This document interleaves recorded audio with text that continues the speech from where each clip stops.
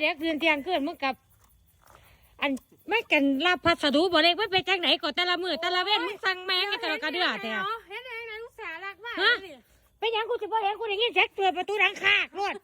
ฮะมึงสั่งแมงกันแต่ละกระเดือแต่พิษเติมนี่มึงบ่สั่งเรียกสั่งงานยังมีแต่สั่งของอย่างเดียวไอ้พัสดุนี่ก็คือหลายเติมแต่เนี่ยเอาเกินมากกับพ่ท่านเบิดจะเกลือบอกก่อนเดี๋ยวนี้ฮะโอ้จักสินกินละ10ละ20นี่แหละครับสิละ10มาซ่ามึงสั่งแมงมึงยังกับกระเดือแท้บอกว่าตีกราบเมื่อนั้นนี่ตีกราบเป็นยังจะบ่ตีกราบตีครับอีกแล้วโอ้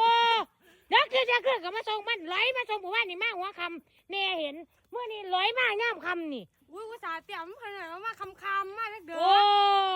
สร้างไปบุญเอาออกมาประทับบดีคือว่าปันนี่10 อันล่ะเอาขึ้นมาบอกว่าจักเขียนไปจากไหนก่อนเด็กแม่เบ็ดเบ็ดมันก็ซ่ากูบอกหูแล้วนะมึงมาเบ็ดย่ำใจเงินอยู่นี่มึงยังสิมาหัวหมอใส่กูอยู่นี่เด้อโอ้สร้างเป็นที่นี่ผู้ใดจ่ายครับบัดลูกบ่มีดอกแม่บ่ได้ใจดอกปิดจ้ำนี่บ่สั่งยังนั่นสร้างตายแต่ของเป็นแม่มึงยังกระเดือแต่เงือมึงสร้างแม่มึงยังกระเดือมึงสร้างมาเผาหยังมันบ่มีหยังเทศเนาะมันมีหยังไงมึงก็นั่นซื่อมึงสิเป็นหยังก็ได้นี่โอ้สร้างเป็นขนส่งนี่ก็ได้เจ้าอีกแล้วมื้อนี้ตีครับบ่ต้องบ่รอดตีครับบ่เอาแพ้นี่เจ้าตีครับรอดเมื่อขนส่งนั่นเมื่อ